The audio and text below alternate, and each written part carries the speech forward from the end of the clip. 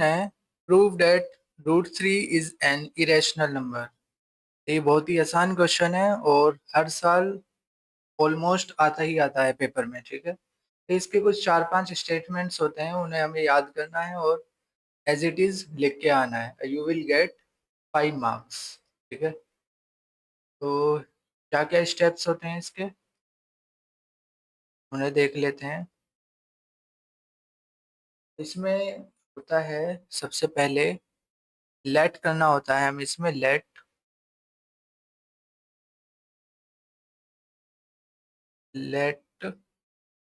Root three be rational number.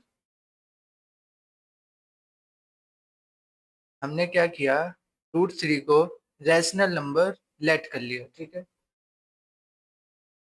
अब हम root three को ए अपॉन बी की फॉर्म में लिख सकते हैं। ठीक है, क्योंकि ये क्या है, एक रैशनल नंबर है और रैशनल नंबर को हम ए बाई बी की फॉर्म में लिख सकते हैं। ठीक है, जिसमें b not equal to zero है और a and b are coprime numbers. Coprime numbers, ठीक है। को प्राइम नंबर्स क्या होते हैं, जिनका एचसीएफ 1 होता है। ठीक है, अब हमें क्या करना है, इसमें स्क्वायरिंग बोथ साइड। तो ये होगा 3 equal to a square upon b square. ठीक है, तो ये होगा c b square equal to a square. Okay, यहाँ से हमें क्या मिला, यहाँ से मिला हमें 3। ए स्क्वायर कैसे आ रहा है, जब बी स्क्वायर में हम 3 की मल्टीप्लीकेशन कर रहे हैं, इसका मतलब 3 जो है वो डिवाइड कर देगा ए स्क्वायर को। 3 डिवाइड्स ए स्क्वायर, ठीक है ना। जो ए स्क्वायर है वो 3 का मल्टीपल है, तो इसका मतलब जो ए स्क्वायर है वो 3 से डिवाइड हो जाएगा। इसका मतलब जो है 3 डिवाइड्स ए, 3 ए को भी डिवाइड कर देगा। ठीक है, जब 3 ए स्क्वायर को डिवाइड कर रहा है तो 3 ए को भी डिवाइड कर देगा। ओके,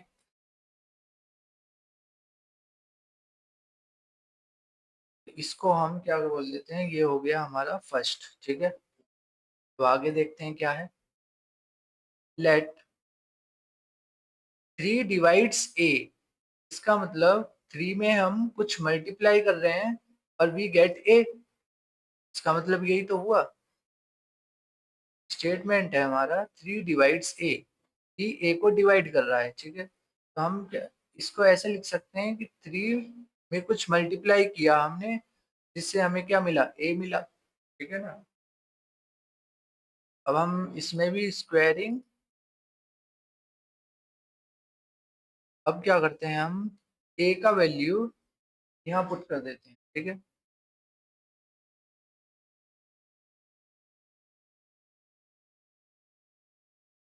ये हो गया 3b square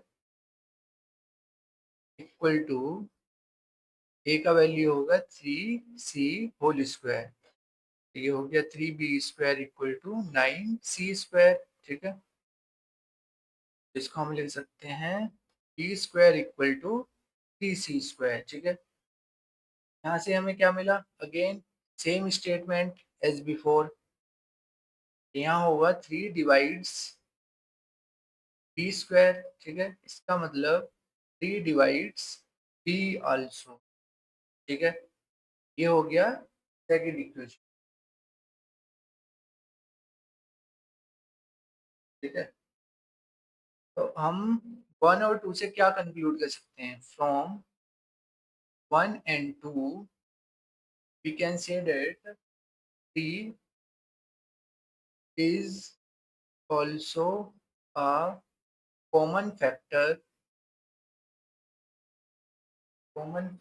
of A and B. This makes an our assumption wrong.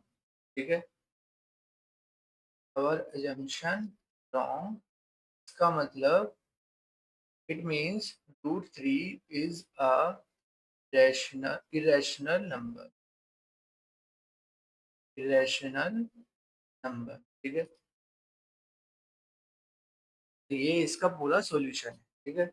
मैं एग्जाम में ये आएगा and you have to just copy and paste and you will get full marks, ठीक है। तो कुछ लॉजिक वॉजिक नहीं लगाना है, तो जैसे लिखा है वैसे ऐसे ही लिख के आ जाना है, you will get full marks, ठीक है।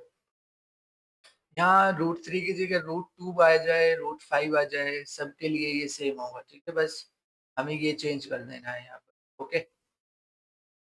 तो यही है बस इस क्वेश्चन में, 3 का क्वेश्चन है।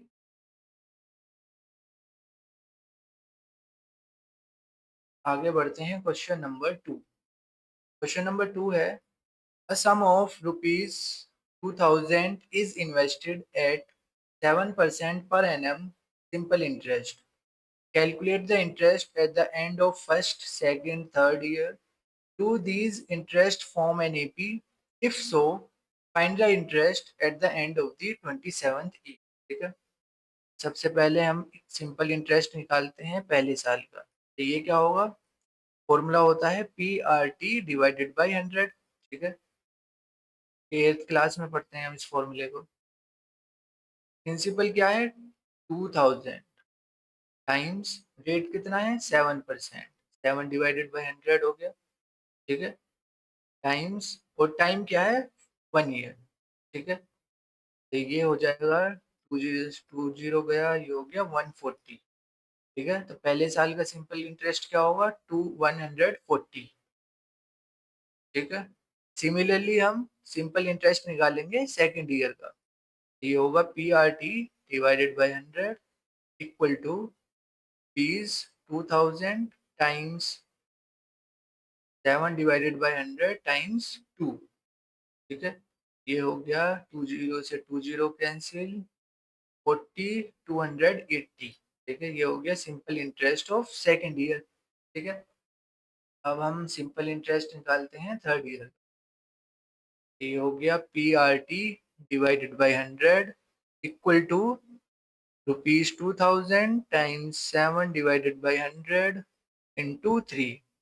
ये हो गया 602420, ठीक है ना। ठीक है, तो हमने कैलकुलेट कर लिया interest at the rate of at the end of first second third year, ठीक है।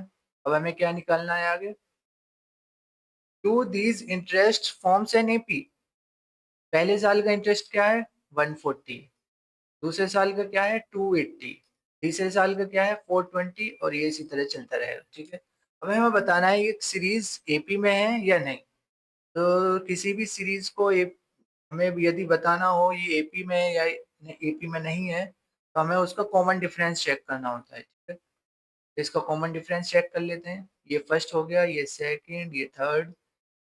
A2 माइनस A1 क्या है 280 माइनस 4140, तो ये हो जाएगा 40140, ठीक है। A3 माइनस A2 क्या होगा 420 माइनस 280, दैट इज 140, ठीक है। तो जो हमारा कॉमन डिफरेंस है वो कांस्टेंट है। इट मींस लिखेंगे common difference is constant. It means this series forms an AP, ठीक है। अब आगे क्या निकालना है हमें, इफ सो यदि ऐसा है, find the interest at the end of the 27th year. तो उसको कैसे निकालेंगे हम, इसमें हम सीधा लगा देंगे nth टर्म का फॉर्मूला। तो एपी का nth टर्म क्या होता है a plus n-1 times D. हमें बताना है A27। फर्स्ट टर्म क्या है इस एपी का 140 प्लस 27 - 1 टाइम्स, और कॉमन डिफरेंस क्या है 140। तो कैलकुलेट कर लेते हैं, ये हो गया 140 plus 26 times 140 equal to 140 times 26, ये कितना होगा 0840, ये होगा 3640, 140 प्लस 3640, ये आएगा 0873, 3780। ठीक है, तो ये होगा 27th ईयर का सिंपल इंटरेस्ट। ठीक है, तो हमें पेपर में इस तरह करके आना है। ओके, आगे बढ़ते हैं क्वेश्चन नंबर 3। क्वेश्चन नंबर 3 है, if the mid point of the line segment joining the points A 3,4 and B K,6 is PXY। ठीक है, एक लाइन सेगमेंट है, ये पॉइंट ए हो गया, ये पॉइंट बी है, पॉइंट ए है 3,4, पॉइंट बी है K,6। ठीक है, और इसका जो मिड पॉइंट है वो है PX,Y। और हमें एक्स वाई में रिलेशन में भी गिवन है हमको, x प्लस वाई माइनस के tan इक्वल टू 0 है। Find the value of k, हमें k का वैल्यू निकालना है। तो इसमें हम क्या करते हैं, इसमें हम मिड पॉइंट फॉर्मूला लगा देते हैं। Apply midpoint formula, midpoint formula.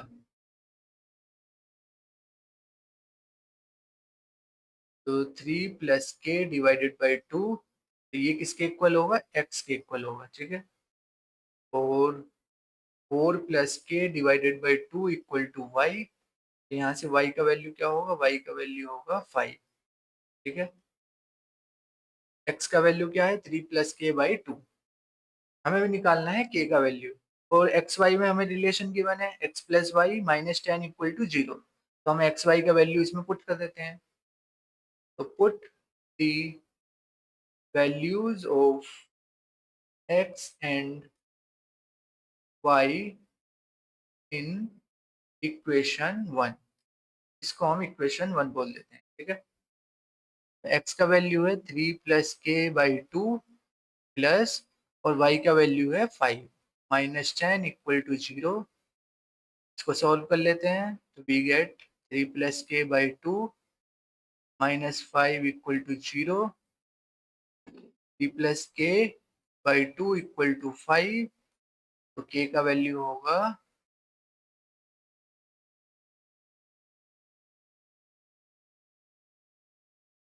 3 plus के इक्वल टू 10, तो के का वैल्यू आएगा 7। ये हमारा इसका आंसर हो जाएगा। ओके, आगे बढ़ते हैं क्वेश्चन नंबर 4। क्वेश्चन नंबर 4 में हमसे पूछा है, find the coordinates of the points which divide the line segment joining A and B into 4 equal parts। एक लाइन सेगमेंट है जो ए बी को ज्वाइन कर रहा है। ठीक है, हमें क्या बताना है, find the coordinates of the points which divide the line segment joining A and B into 4 equal parts। तो हमें इस लाइन सेगमेंट को 4 इक्वल पार्ट्स में डिवाइड करना है। तो हमें कितने पॉइंट चाहिए, हमें चाहिए एक, एक दो तीन, ये कितना हो गया, 1 2 3 4। हमें 3 पॉइंट चाहिए। ऐसे 3 पॉइंट हैं जो इस लाइन को 4 हिस्सों में डिवाइड कर रहे हैं, और वो क्या है, वो भी इक्वल इक्वल। तो ये हो गया ए, इसको हम ए बी सी ये बोल देते हैं। ठीक है, तो नहीं ये अच्छा नहीं लगा, इसको हम पी क्यू आर बोल देते हैं, पी क्यू आर। ठीक है, और हमको गिवन है A P equal to P Q equal to Q R equal to R B. ठीक है, ये हमको गिवन है। ठीक है, तो ये रेशियो क्या हो गया, सबका 1 1 हो गया। अब इसमें हमें क्या करना है, इसमें हमें सेक्शन फॉर्मूला का यूज करना है। ठीक है, इस पॉइंट को हम बोल देते हैं x1 y1, को बोल देते हैं x2 y2, और इस पॉइंट को बोल देते हैं x3 y3। तो हमें x1 y1 x2 y2 x3 y3 का वैल्यू बताना है। ठीक है, okay,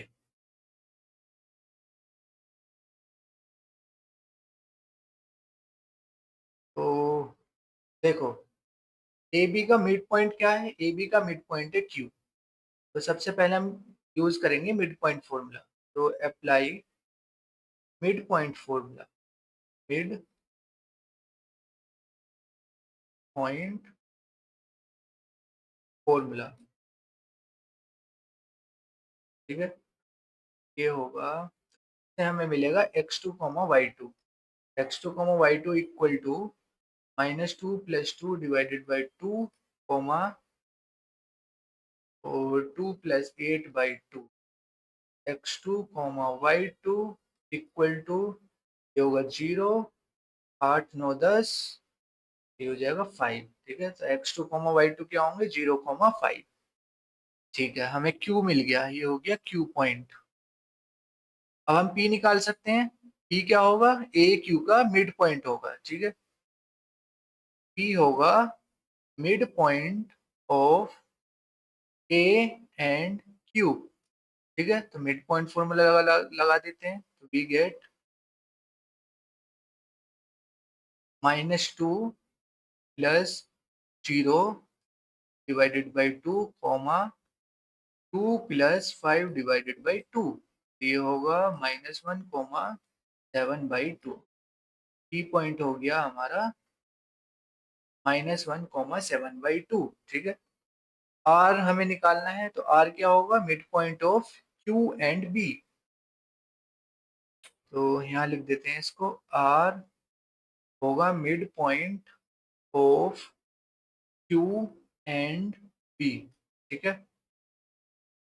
x3 y3 equal to x2 + 2, x2 क्या है? 0 + 2 divided by 2 comma 5 + 8 divided by 2। तो ये आएगा 1,13/2, ठीक है। तो हमारे तीनों पॉइंट्स हमको मिल गए, ठीक है। यही हमें फाइंड करना था इस क्वेश्चन में। आगे बढ़ते हैं क्वेश्चन नंबर 5। क्वेश्चन नंबर 5 है, prove that 5√3 + 2/3 is an irrational number given that √3 is an rational number। ऐसा क्वेश्चन मैं ऑलरेडी करा चुका हूँ, क्वेश्चन नंबर 1, ठीक है। ठीक है, ये है question number 1। Just copy and paste, ठीक है। तो √3 की जगह हमें उस नंबर को लिख देना है, ठीक है। बहुत ही आसान क्वेश्चन होते हैं ये। इसको मैं क्या करता हूँ, होमवर्क में दे देता हूँ, ठीक है। ये हो गया homework, you can do by yourself, okay. Question number 6 देखते हैं हम। क्वेश्चन नंबर 6 में हमसे पूछा है, under root sec a -1 divided by sec a + 1 plus under root sec a + 1 divided by sec a -1 equal to 2 cosec a proof करना है हमें, ठीक है। ओके, तो हम लेफ्ट हैंड साइड को लेते हैं पहले। Left hand side, under root sec a -1 divided by sec a + 1 plus under root sec a + 1 divided by sec a -1, ठीक है। हम क्या करते हैं, sec को cos में कन्वर्ट कर लेते हैं। तो ये होगा under root 1/cos a -1 divided by 1/cos a + 1 plus under root 1/cos a + 1 divided by 1/cos a -1, ठीक है। तो ये हो गया under root 1 - cos a divided by 1 + cos a plus under root 1 + cos a divided by 1 - cos a, ठीक है। आगे देखते हैं अब इसे कैसे सॉल्व करना है।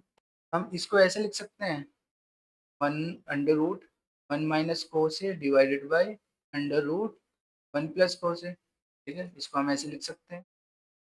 और सिमिलरली हम इसको भी ऐसे लिख लेते हैं, 1 plus cos A divided by under root 1 minus cos A, ठीक है। हम क्या लेते हैं, एलसीएम ले लेते हैं। एलसीएम क्या होगा, 1 plus cos A times under root 1 minus cos A, ठीक है। तो ये होगा under root 1 minus cos A का होल स्क्वायर प्लस, और इधर होगा under root 1 plus cos A का होल स्क्वायर, ठीक है। फर्दर सोल्व करते हैं इसको, तो ये हो जाएगा 1 minus cos A plus 1 plus cos A divided by, नीचे क्या होगा, under root 1 minus cos square A, ठीक है। कोस ए से कोस ए कैंसिल, तो ऊपर आएगा 2 डिवाइडेड बाय 4। एक आइडेंटिटी हमें पता है, sign square A plus cos square ए 1 होता है। साइन स्क्वायर को हम क्या लिख सकते हैं, 1 माइनस कोस स्क्वायर ए, ठीक है। तो 1 माइनस कोस स्क्वायर को हम साइन स्क्वायर ए पुट कर देते हैं, ठीक है। तो ये होगा 1 अपॉन स्क्वायर और अंडर रूट ये कैंसिल हो जाएगा, तो ये बचेगा साइन ए, और 1 अपॉन साइन ए क्या होता है, कोसेक ए, ठीक है। इक्वल हो गया राइट हैंड साइड, ठीक है। तो जो हमें प्रूव करना था वो हमने प्रूव कर दिया, ओके। बहुत ही सिंपल क्वेश्चन है, यदि पेपर में आता है तो हमें स्टेप वाइज ऐसे करना, ठीक है। आगे बढ़ते हैं, क्वेश्चन नंबर 7, ये भी ट्रिग्नोमेट्री का ही है। क्वेश्चन नंबर 7 में हमें प्रूव करना है 1 upon cos a minus cos A times 1 upon sine a minus sine a equal to 1 upon tan A plus cot a, ठीक है। सबसे पहले हमें लेफ्ट हैंड साइड लेते हैं पहले, ये हो गया 1 upon cos a minus cos A times 1 upon sine a minus sine A, ठीक है। एलसीएम ले लेते हैं, तो ये हो गया 1 minus cos square A divided by cos A, और ये हो गया 1 minus sine square A divided by sine A, ठीक है। एक आइडेंटिटी हमें पता है, ये हमने लास्ट क्वेश्चन में भी देखी थी, sign square A plus cos square A क्या होता है, 1 होता है, ठीक है। तो from this identity 1 minus cos square को हम क्या लिख सकते हैं, 1 माइनस कोस स्क्वायर को हम लिख सकते हैं साइन स्क्वायर ए, और 1 माइनस साइन स्क्वायर ए को हम क्या लिख सकते हैं, कोस स्क्वायर ए, ठीक है। तो हम 1 माइनस कोस स्क्वायर को हम साइन स्क्वायर ए से रिप्लेस कर देते हैं, ये हो गया sine square A divided by cos A times 1 minus sine square A को हम कोस स्क्वायर ए से रिप्लेस कर देते हैं डिवाइडेड बाई साइन ए, ठीक है। एक कोस ए से एक कोस ए कैंसिल, और इधर से एक साइन ए एक साइन कैंसिल, तो we get sine A times cos A, ठीक है। तो ये होगा लेफ्ट हैंड साइड। अब हम चलते हैं राइट हैंड साइड की तरफ। राइट हैंड साइड में क्या लिखा हुआ है, 1 upon tan A plus cot A. इसमें हम क्या करते हैं, टेन कोट को साइन कोस के टर्म्स में लिख लेते हैं, तो ये होगा sine A divided by cos A plus cos A divided by sine A, ठीक है। एलसीएम ले लेते हैं, ये होगा sine square A plus cos square A divided by sine A times cos A, ठीक है। ये ऊपर चला जाएगा, sign A divided by times cos A divided by sine square A plus cos square A क्या होता है, 1, ठीक है। लेफ्ट हैंड साइड क्या है, sine a cos a, right hand side क्या है, साइन ए कोस ए, तो इसका मतलब left hand side equal to right hand side, hence proved, का मतलब ये आइडेंटिटी सही है हमारी, ठीक है। आगे बढ़ते हैं, क्वेश्चन नंबर 8। क्वेश्चन नंबर 8 क्या है, a chord of a circle, chord of a circle of radius 10 centimeter subtends a right angle at the center of the circle। एक सर्कल की कोड है जिसकी जो सेंटर पर 90 डिग्री फॉर्म करती है, ठीक है। और रेडियस क्या है सर्कल का, 10 centimetre. O is the centre of the circle, और ए बी क्या है इसका code, A B is code of the circle, code of the circle, ठीक है। और रेडियस है सर्कल का 10 सेंटीमीटर। ठीक है, हमें क्या बताना है, find the area of the corresponding minor segment. ठीक है, तो हमें इसका एरिया बताना है, हमें ये एरिया फाइंड आउट करना है। ठीक है, करते हैं इसको। Area of the minor segment क्या होगा, area of the minor segment होगा, area of the minor segment would be, क्या होगा, total area, total area of the circle.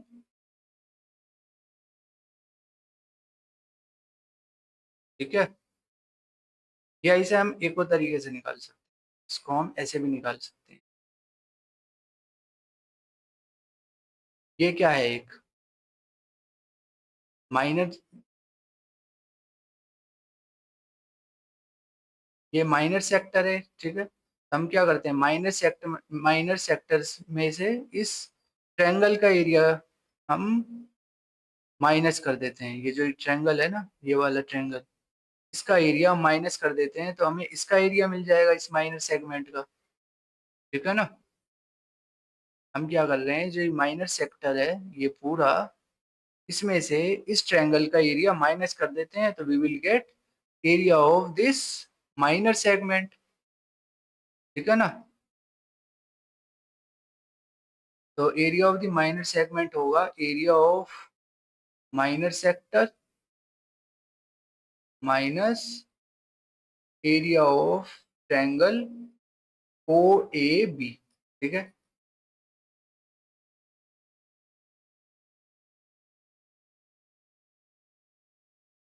Area of minor sector क्या होगा, इसका तो फॉर्मूला होता है direct, theta divided by 360 degree times pi r square, minus area of triangle क्या होता है, हाफ बेस इंटू हाइट।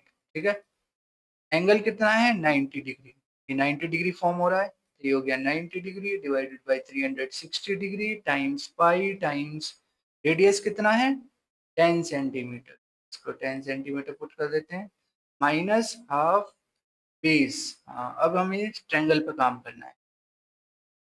हम क्या करते हैं, यहाँ एक परपेंडिकुलर ड्रॉप कर देते हैं इस कोड ए बी पर। ठीक है, तो ये पॉइंट हो गया हमारा, इसको हम डी पॉइंट बोल देते हैं। ठीक है,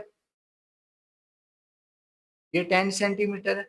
ओके, ये कितना होगा, ये 90 डिग्री है, तो ये 45 होगा। ठीक है, और ये 45, ये 90, तो ये भी 45 होगा। ठीक है, हम क्या, हम्म, इस परपेंडिकुलर का हाइट निकाल सकते हैं कैसे, साइन से। साइन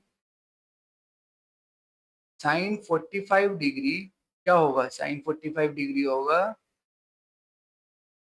ये वाला height perpendicular upon hypotenuse. Hypotenuse कितना है 10 सेंटीमीटर। ओडी कितना आएगा, ओडी आएगा 10 sine 45 degree, that is 10 divided by √2। ये हो गया ओडी का वैल्यू। ठीक है, ओडी मिल गया हमको। हम एडी निकाल सकते हैं, यस एडी भी निकाल सकते हैं। एडी कैसे निकलेगा, एडी निकलेगा कोस 45 से। कोस 45 क्या होगा, एडी अपॉन ओ ए। ठीक है, और ओ ए क्या है 10 सेंटीमीटर, तो एडी भी क्या होगा, एडी भी होगा हमारा 10 डिवाइडेड बाई √2 सेंटीमीटर। ठीक है, तो ये हो गया एडी, एडी मिल गया हमको। और हमें पता है ये साइड इक्वल होती हैं। ठीक है, जब भी हम सेंटर से कोड पर परपेंडिकुलर ड्रॉप करते हैं, तो ये जो कोड होती है वो हमारी 1:1 में डिवाइड हो जाती है। ठीक है, एक प्रॉपर्टी होती है हमें याद रखनी है। तो ये और ये साइड इक्वल होगी, एडी हमें पता है 10 डिवाइडेड बाई √2। ए बी कितना होगा, ए बी होगा, A B would be 2 times AD. ये हो गया 2 times 10 divided by √2 equal to 20 divided by √2 centimetre. ठीक है, तो बेस कितना हो गया इस ट्रायंगल का? बेस हो गया AD, सॉरी AB, बेस हो गया AB टाइम्स हाइट क्या हो गया इस ट्रायंगल का? हाइट हो गया OD। ठीक है, AB हमें पता है 20 डिवाइडेड बाई √2 और OD भी हमें पता है 10 डिवाइडेड बाई √2। ठीक है, हमें सब वैल्यूज पता है, अब हमें इसे सोल्व करना है बस। सोल्व कर लेते हैं, एक जीरो से एक जीरो कैंसिल, ये हो गया 4, तो 1/4 टाइम्स 5 टाइम्स 100 माइनस ये कितना हो गया 1/2 टाइम्स √2 क्या होता है 2 हो जाएगा और ऊपर हो जाएगा 200। ठीक है, 1/4 कॉमन ले लेते हैं तो ये हो गया 100 टाइम्स पाई का वैल्यू इन्होंने बोला है 3.414 लेना। ठीक है, जब यदि ये बोलें कि पाई का वैल्यू ये यूज करना है तो you have to use that value. यदि ऐसा नहीं दिया हुआ था, कभी कभी नहीं दिया होता है, तो पाई का वैल्यू हमें लेना है 22/7। ठीक है, ये जब लेना है जब हमें गिवन ना हो, यदि गिवन है पाई का वैल्यू तो हमें उस वैल्यू का यूज करना है। ठीक है, तो ये हो गया 1/4 times 314 minus 200, 114 divided by 4 centimetre square. तो ये हमारा इसका फाइनल आंसर होगा। ओके, आई होप समझ में आया होगा। आगे बढ़ते हैं, question number 9। Question number 9 probabilities है। Three unbiased coins are tossed simultaneously. Find the probability of getting exactly two tails, at least one head, at most two heads.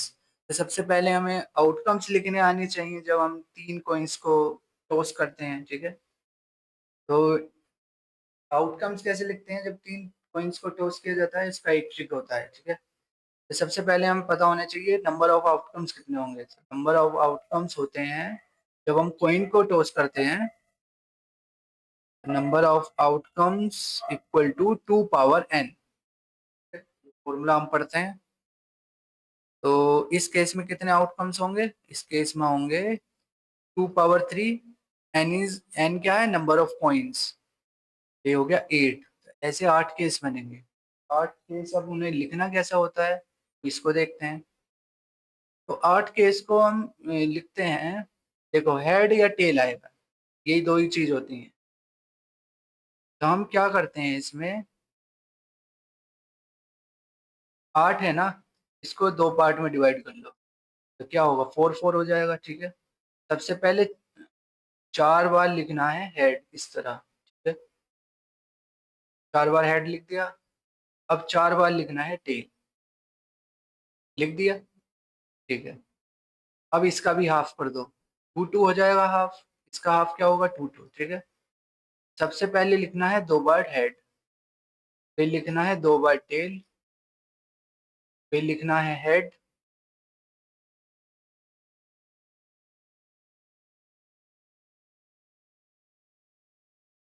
And then tell. नहीं, कुछ गड़बड़ हुआ, हाँ गड़बड़ हुआ। देखो head head tail tail, head head tail tail. ठीक है, सही है ना, मैच हो गया। ओके, अब कर दो इसका भी हाफ, तो ये इसका हाफ होगा 1 1, इसका भी हो गया 1 1, इसका भी हो गया 1 1, इसका भी हो गया 1 1। एक बार head tail head tail head tail head tail. These are the only possible outcomes when 3 coins are toss. ठीक है, ये क्या हो गए पॉसिबल आउटकम्स। जब हम आउटकम्स लिख देते हैं तो क्वेश्चन हो जाता है इजी। अब हम क्वेश्चन रीड करते हैं और अपना आंसर देते हैं। Exactly two tails, find the probability of getting exact two tails. मतलब एग्जैक्ट टू टेल्स आनी चाहिए, तो एग्जैक्ट ढूंढ लो कहाँ कहाँ है टू टेल्स। एक तो ये है, और कहाँ है, एक ये है, एग्जैक्ट होनी चाहिए। तो ऐसा एक ही केस है जिसमें एग्जैक्ट दो टेल्स हैं, तो probability of exactly two tails क्या होगी? Probability of exactly two tails would be 1/8। ठीक है। पार्ट बी है इसका, एटलीस्ट वन हेड, कम से कम एक हेड होना चाहिए। एटलीस्ट वन हेड, एक तो ये हो गया 1 2 3 4 5 6 7, तो ये हो गया 7/8। ठीक है। सी पार्ट है, एटमोस्ट टू हेड्स, ज्यादा से ज्यादा दो हेड होने चाहिए। देखो ये समझ में आना चाहिए वर्ड्स, एटमोस्ट, एटलीस्ट, इनका मतलब क्या होता है। एटलीस्ट का मतलब होता है कम से कम, और एटमोस्ट का होता है ज्यादा से ज्यादा। एटमोस्ट टू हेड्स का मतलब है ज्यादा से ज्यादा दो होने चाहिए। ठीक है। कम से कम कितने भी चल जाएं। तो एक तो ये हो गया, एक ये हो गया, तो 1 2 3 4 5 6 7 का क्या हो गया, 7/8। ठीक है। एटमोस्ट टू हेड्स, ज्यादा से ज्यादा दो हेड होने चाहिए बस, कम से कम कितने भी चल जाए। 1 2 3 4 5 6 7, 7/8। ठीक है। आगे बढ़ते हैं। Question number 10।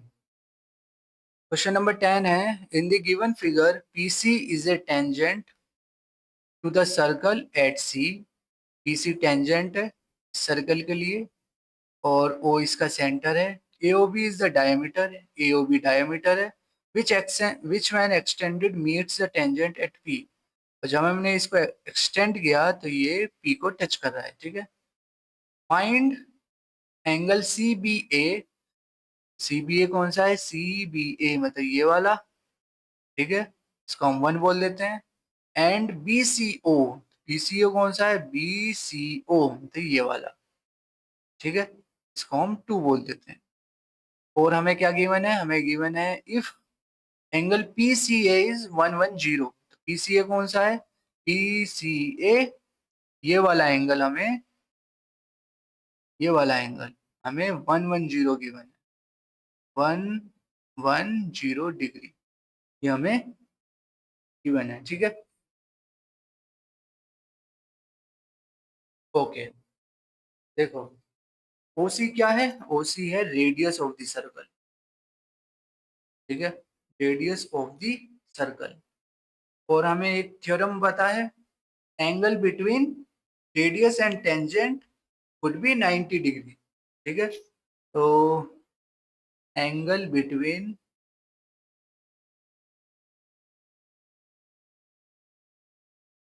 Angle between tangent and, tangent कौन सी है हमारी, PC। टेंजेंट एंड रेडियस क्या होता है, 90 डिग्री। ठीक है। कौन सा हो गया, PCO।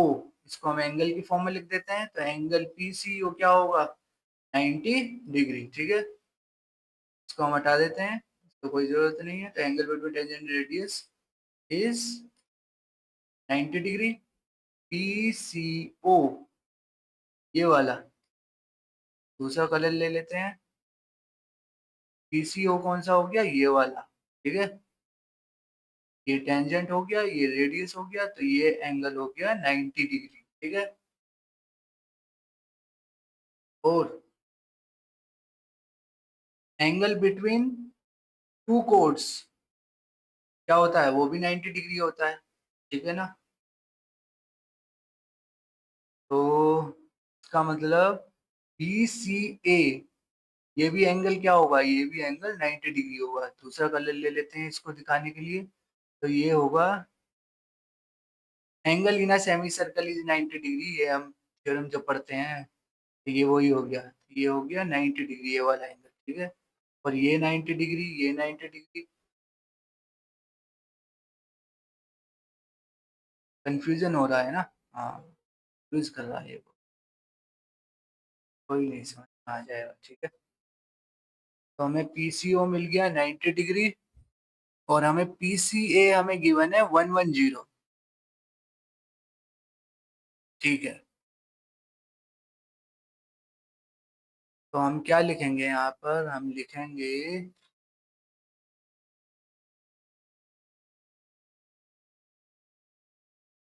हम्म, तो angle P C P C B, ऐसे लिखो इसे, प्लस एंगल बी सी ओ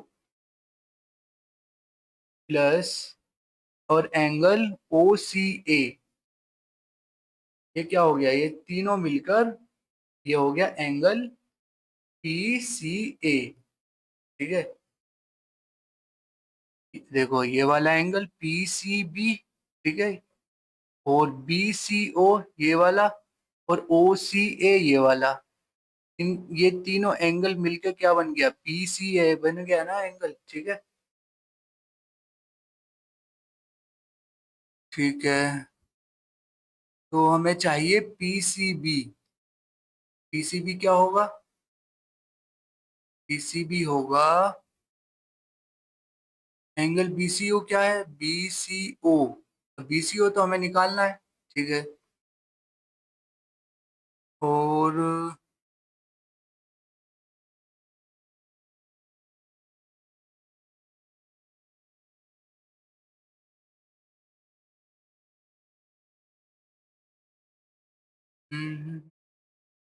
देखो, इसको हटाते हैं।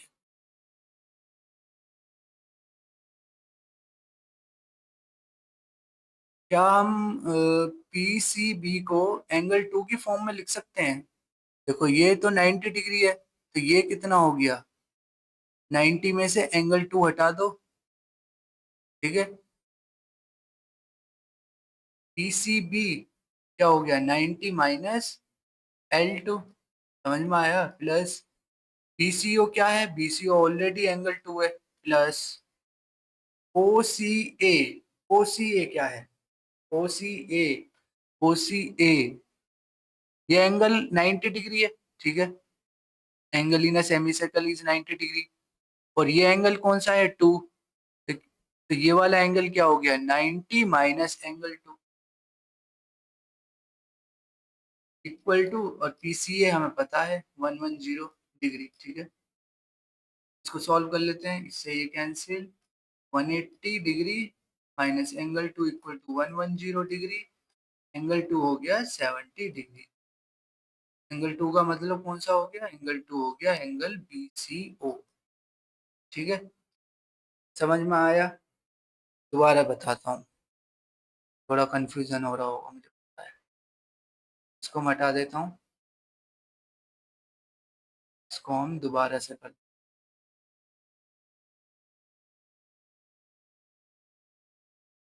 ये सब हटा देते हैं।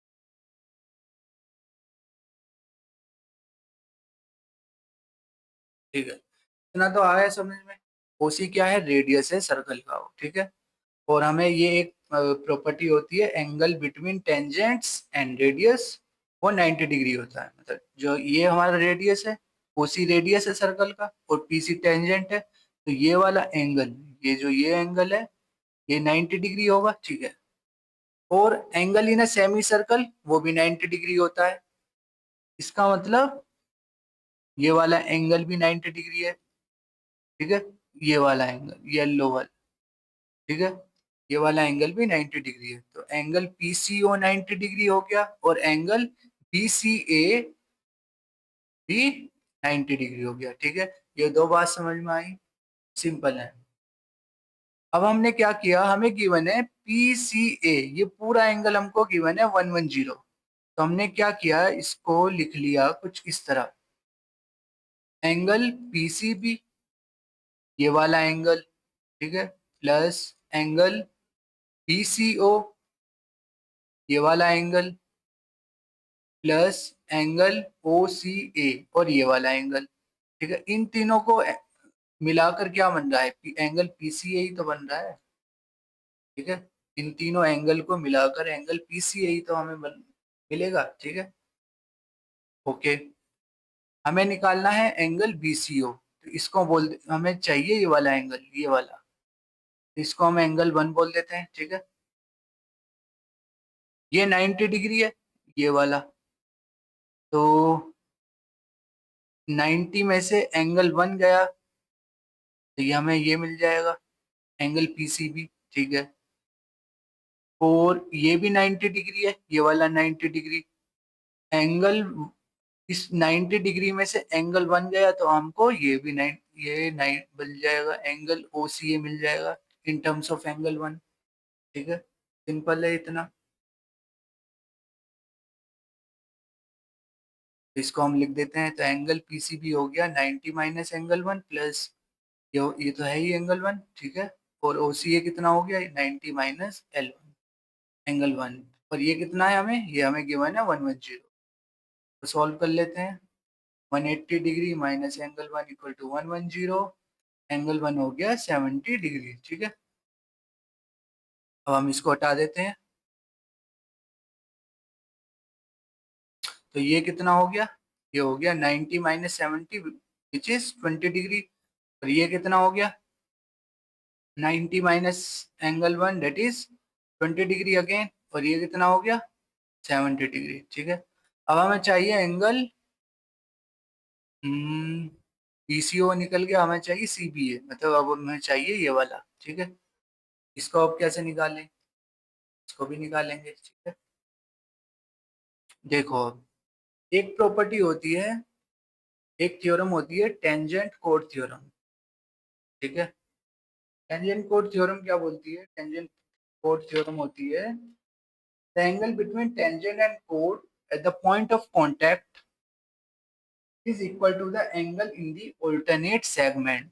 ठीक है, मतलब जो टेंजेंट और कोड के बीच का एंगल है वो इक्वल होगा angle in the alternate segment. इसका अल्टरनेट सेगमेंट कौन सा है, ये वाला। ठीक है, तो ये वाला एंगल और ये वाला एंगल इक्वल होगा। ठीक है, ये होती है टेंजेंट कोड थ्योरम। ठीक है, फ्रॉम टेंजेंट कोड थ्योरम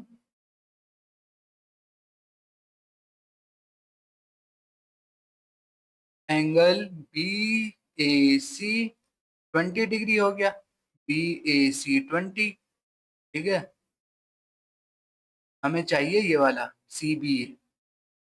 और CBA क्या है, एक ट्रायंगल है। ट्रायंगल के तीनों एंगल्स का सम क्या होता है 180 डिग्री। तो हम क्या कर सकते हैं, इन तीनों का सम क्या होगा 180 डिग्री के इक्वल होगा। ठीक है, इन तीनों का सम हम 180 डिग्री के इक्वल कर देते हैं। तो angle BCA plus angle CBA plus angle BAC equal to 180 degree. ठीक है, BCA कितना है, BCA हो गया 90 डिग्री प्लस CBA कितना है, CBA तो हमें फाइंड आउट करना है, प्लस BAC कितना है, BAC हो गया 20 डिग्री इक्वल टू 180।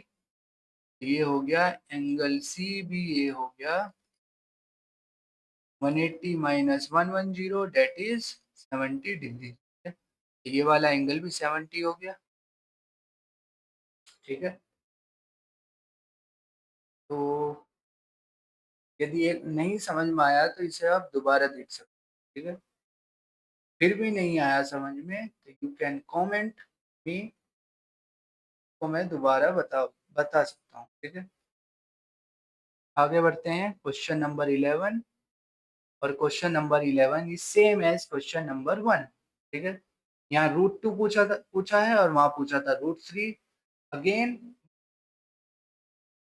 इसको मैं दिखाई देता हूँ क्वेश्चन नंबर 1 को। क्वेश्चन नंबर 1 था हमारा ये वाला। ठीक है, इसमें क्या करना है, √3 की जगह हमें √2 रिप्लेस कर देना है और बाकी जो सॉल्यूशन होगा वो सेम होगा। ठीक है, इसलिए मैं बोल रहा हूँ बार बार, इसको हमें याद कर लेना है जो भी लिखा हुआ है, बस ये चेंज करना है। √3 की जगह √2 या √5 वट एवर जो भी पूछे, you will get full marks. ठीक है, तो ये फ्री के नंबर है ऐसा बोलूँ तो। ठीक है, तो ये हो गया, ये भी इसको भी मैं होमवर्क में दे देता हूँ, can do by yourself. Okay, question number 12 है, let x and y be two distinct prime numbers and P है x square times y cube, Q हमको गिवन है एक्स टाइम्स वाई पावर 4 और आर है x power 5 times y square. ठीक है, find the HCF and LCM of P Q R. Okay, further check if HCF PQR times LCM PQR equal to PQR or not। ये हमें check करना है। ठीक है, सबसे पहले हम क्या निकालेंगे, HCF निकालेंगे, HCF ऑफ PQR। ठीक है, तो HCF ऑफ PQR क्या होता है, जो कॉमन होता है हमें उसकी जो एक्सपोनेंट पावर होती है सबसे छोटी वाली कंसिडर करनी। ठीक है, तो एक्स वाई कॉमन है, एक्स इसमें भी है, इसमें भी, इसमें भी है, इसमें भी है, इसमें भी, इसमें भी है, तो हमें क्या कंसिडर करना है, हमें एक्स की सबसे छोटी पावर वाला जो कंपोनेंट है उसको लेना है। तो एक्स में एक्स की पावर 2 है, इसमें 1 है, इसमें 5 है, तो सबसे छोटी पावर कौन सी है एक्स की, 1। एक तो इसे ले लो, दूसरा कॉमन कौन है, वाई, वाई की सबसे छोटी पावर कौन है, ये वाई स्क्वायर। तो HCF of P Q are हो गया एक्स वाई स्क्वायर। ठीक है, simple. LCM of P Q are, HCF में हमने छोटी पावर ली थी, एलसीएम में हम लेंगे लार्जेस्ट पावर। ठीक है, तो इसमें एक्स की पावर सबसे ज्यादा पावर 5 है, तो इसको ले लेंगे। और वाई में कौन है, वाई की पावर जो हाईएस्ट पावर है वो 4 है, ये हो गया वाई पावर 4। ठीक है, एलसीएम एचसीएफ हो गया हमारा ये। अब हम इनका मल्टीप्लीकेशन कर देते हैं।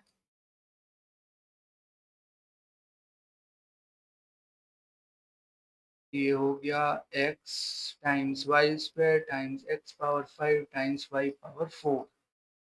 ठीक है, तो हमें बताना है क्या ये पी क्यू आर के इक्वल है या नहीं। ठीक है, तो पहले एक बार पी क्यू आर को मल्टीप्लाई कर लेते हैं यहाँ से। ये हो गया x square times y 3, x 1 times y 4, x times 5 y square. ये हो गया 6 7 8 एक्स पावर 8, और वाई का कितना हो गया 7 8 9 वाई पावर 9। ठीक है, ये देख लो क्या ये आ रहा है या नहीं। ये हो गया x power 6 times x power 6, नहीं आ रहा है, इसका मतलब H C F of P Q R times LCM of P Q R is not equal to P times Q times R. ठीक है, ये हमारा इसका आंसर होगा। ओके, आगे बढ़ते हैं। Thank you. ये 12 क्वेश्चन थे हमारे जो हमने पूरे कर लिए। ठीक है, आई होप समझ में आया होगा कुछ, नहीं भी आया हो कमेंट कर सकते हैं, मैं उसको दोबारा बता दूंगा। ये हमारे क्वेश्चन 12, नेक्स्ट वीडियो में मिलते हैं। Till then bye.